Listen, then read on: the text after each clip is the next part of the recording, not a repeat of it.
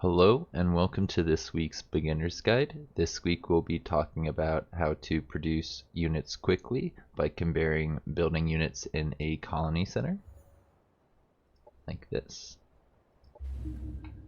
Buying units from an NPC faction, like this.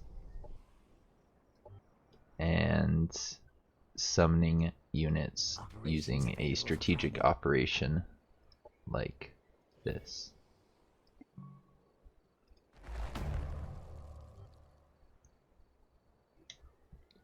Alright, let's get started talking about building units. One of the nice things about building units is that you can do that right from the beginning of the game. You can make the tier 1 core unit, which costs, I think, 130 production. It's been reduced down to 120 there by, I think, this broad cluster. If I go over to a location that doesn't have it, we can just double check that really quickly. No broad cluster here, and he costs 150 production to make, and a scout costs 130. You start off with just, I think, 60. Yeah, if you don't have any workers working it, that means it's going to take you a little bit more than 2 turns to make a scout, which is quite a while to wait for a crummy little scout. In the late game, you get a lot more bonuses to the units that you build in your city centers, so it becomes a lot more viable to build your units at home. You can also reduce the amount of production required to make things using things like the broad cluster that I had in my capital, as well as, yeah, just add some really cool stuff to it. I think everybody gets access to the sector upgrades. If we go over to this place, I haven't bought any, so we can look here and see that if I get this military engineering to level 3, I get a 20% production reduction cost for a lot of different types of units. If I want to go with advanced military engineering guilds, I can reduce that cost for elite units. This is a lot of units, basically everything beside your elite units. So this is something generically that you can use to make it easier to build your units. But on top of that, if you can get yourself to level 5, you can increase your armor quite a large amount on the units that you build here. The units that you summon onto the map, they don't get those bonuses. Same with the ones that you buy from factions. So if you want like the best units in the game, you're gonna need to go for your racial text, your secret text, but also just your generic economy text to get your sectors contributing to your colony centers as much as possible. If you're going to be trying to build T4 units, they cost, I believe, 700. I may have unlocked that here. Let's go check. It doesn't look like it, actually. I think we need just like a couple more turns to get ourselves the last tier unit. This guy right here, yeah, he costs 700 production, so getting things like the broad cluster to reduce your production is really helpful. I know the Amazons get plus 10 production for every forest sector in their colony once they choose a certain doctrine. There's also, I think, selective breeding. If I go in here, I might be able to find it, which, yeah, reduces the production and energy cost of mounted units. So yeah, you want to kind of combine your special technology with the base technology to build some units. But to be completely honest, by that point in the game, a lot of stuff will have been decided, and it's typically better to go for buying units from an NPC faction and summoning them in the early game and the mid game, just to get your forces going. Before we move on to buying units from the NPC factions, I did want to mention one or two more things you can do to increase your production in your colony centers. If you upgrade your sectors to level 3, then you will get access to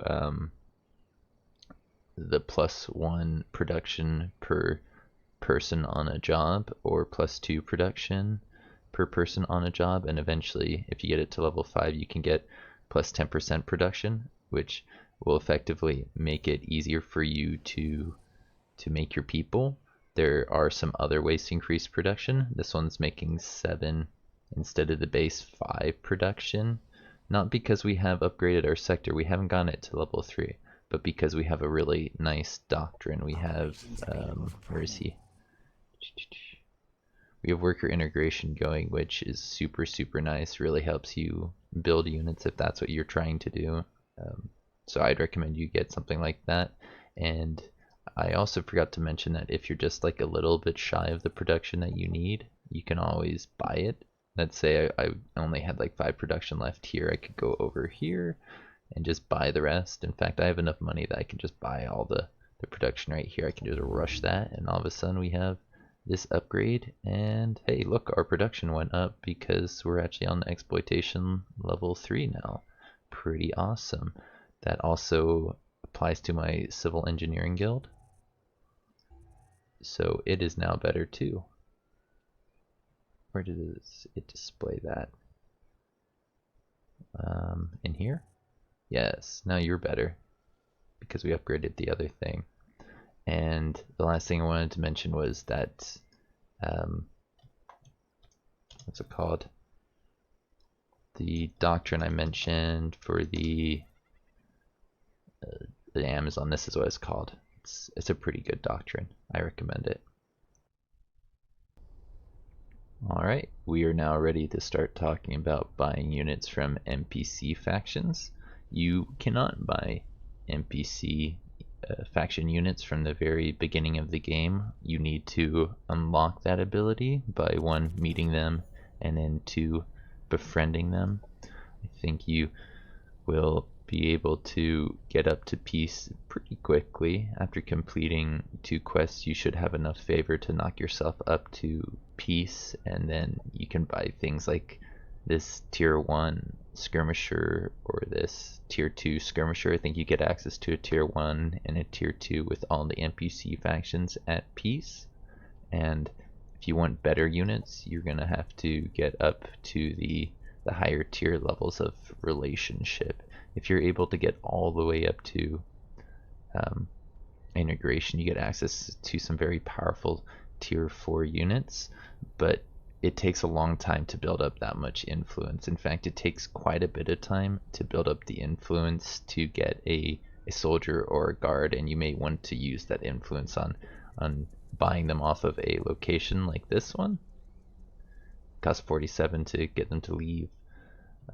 There's probably some others all around the map that I could probably buy them off of, just to make it easier to get, like, say, some cosmite. Sometimes they're blocking off a cosmite space inside of your land, and it's more worthwhile to spend your influence clearing them off of the cosmite, or maybe even bribing a whatchamacallit, another faction. You can always come in here, compliment or insult them. That's another way to use your influence.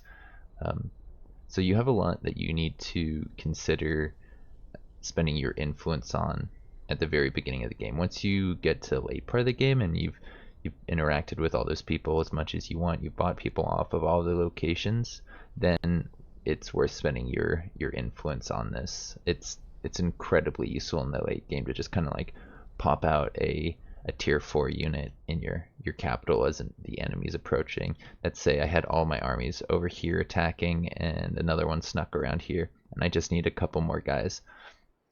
Rushing a unit, sure, that's nice, but it's not always viable. Sometimes you need to summon in a dude or buy a guy, and since I have the influence to do that, I'm just going to show off that this guy, he has to appear in my capital. There's That's the only place that he can go. So that is one limitation you do need to keep in mind when you're buying your units from from the NPCs. They can only go to one location, but that can be a good thing. That can be a great way to just boost yourself using a resource that you don't use on a lot for other things. Energy is used for spells, so it's kind of hard to rush too much production, and also to summon in some units because that costs energy too. There are some great ways to increase the rate in which you get influence. The Syndicate get access to a really fun doctrine. Is it an operation? I guess it's an operation that takes up. I thought it was a doctrine where, yeah, it takes up one of your slots. But yeah, what's really nice is it increases the rate in which you gain influence from your factions. Up here, I'm getting 3 from my Paragon, which could be 6 if I had the Noble Diplomats. I'm playing Kirko, so I don't have access to Noble Diplomats, but if you're playing Syndicate, that one's super, super nice. One that everybody does have access to, which it really helps you get your units going, is the Emissary Doctrine. Let's see what comes up when I type in this one. How do I spell that? Is it an I next? No, I can spell emissary. Alright, here we go. Yeah, so this one, it's listed as operations. I'm pretty sure it's a doctrine. It gives you 100% more influence from quests. Usually I think you get 15, so that goes to 30. Really makes it easier to summon units. Since I do have this one unlocked, I am going to just double check this very quickly. What do we have active?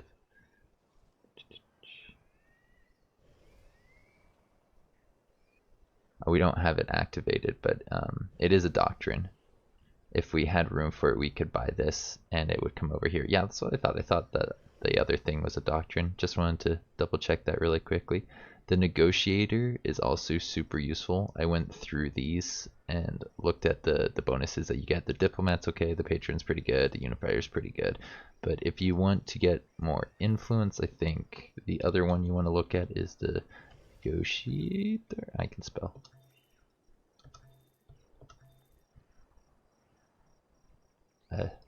It's annoying when you get pressure on you. It makes it a little bit cheaper to buy things. Honestly, not that great, since you can get limited at 50% reduction, and if you've taken the commander trait that reduces dwelling costs, you'll hit that limit pretty early on. I think we can just double check what the unifier is very quickly to show off that that doesn't really actually help you get more units. Yeah, it makes it so you get more reputation, which I think in turn reduces the cost of dwellings. Yeah, that can reduce the cost of dwellings, but it doesn't mean that it will. It doesn't necessarily reduce anything. The last little doctrine I wanted to show off, which will make it easier for you to buy things, is a Celestian one. I think it's Karmaic something. There it goes. It makes it easier for you to get more quests. So if you've got like 2 NPC factions that you're bouncing quests in between, you'll get them a lot quicker, which means you'll get a lot more influence, which will allow you to buy things like units or maybe mods. I forgot to mention earlier that you may want to spend your influence on the mods. The mods are quite powerful, so take that into consideration. If you want to get smart rounds on all of your units, that might be worth buying instead of a heavy soldier or a guard. The next thing we're going to talk about is summoning units using your strategic operations points. You can use your tactical operations points to summon units in battle that will disappear at the end of the battle, but that's not really what this video is focusing on. We're focusing on units that you can make on the map and then use in battle after battle after battle. You'll be able to mod them and get experience on them, which in my opinion makes them better in the long term. The short-term summons, the tactical summons, like the what's it called? The Syndicate Sentinel. He is very, very strong and very useful in battle. So I do like using him as much as possible.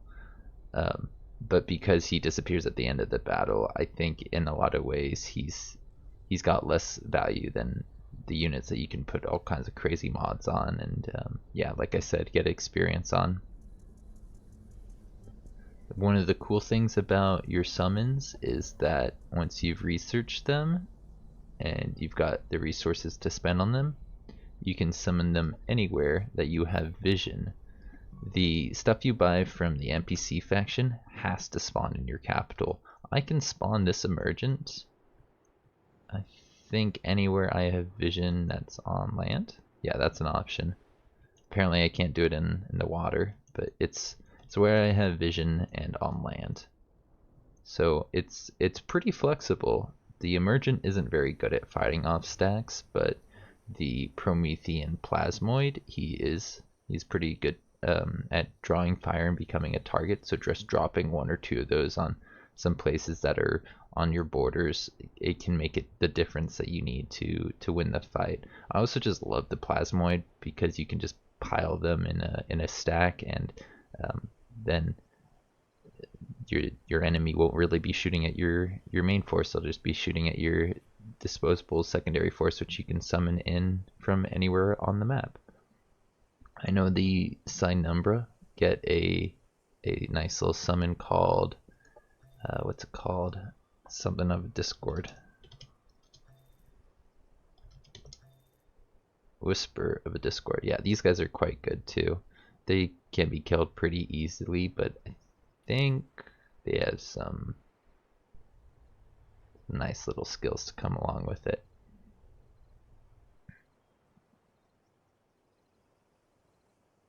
So yeah, that you get your Promethean Plasmoid, you get your Cynumbra,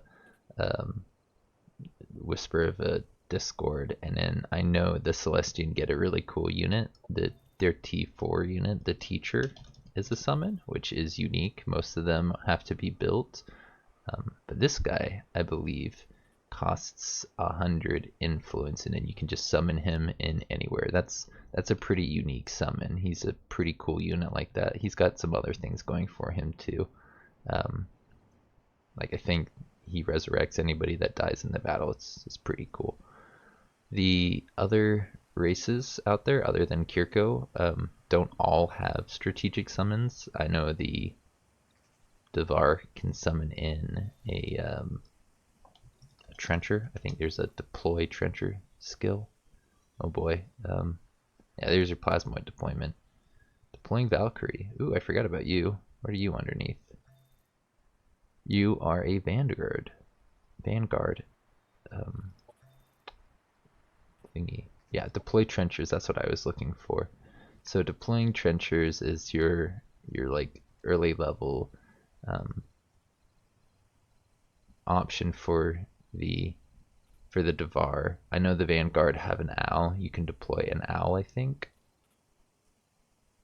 I don't see him in deploy, but I know you can use an owl.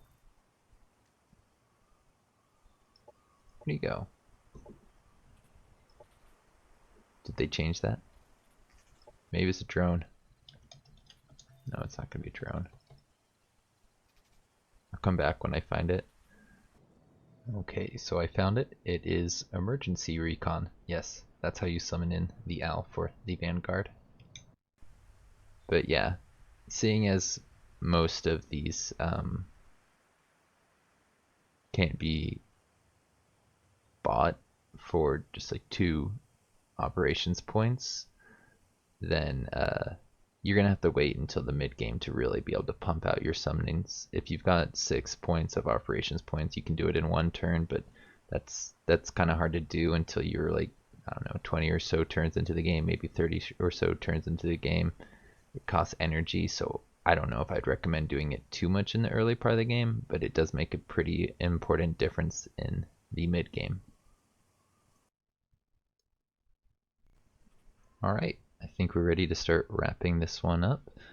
I had a lot of fun putting this video together, and I'm really looking forward to working on the next two NPC faction videos. So far, we've done one for the Paragon, one for the Cyfish, and one for the Spacers. We have the Automaton and the Growth left to do, and in between those videos, I think I would like to focus on the doctrines that you can unlock from the Empire quests. When you complete an Empire quest, you get some pretty nice doctrines, and I think things like the Patron are being overlooked. People probably don't unlock them in every game, or may not have even seen that this doctrine provides massive bonuses to combat. So yeah, if you got like a lot of faction units, this is an amazing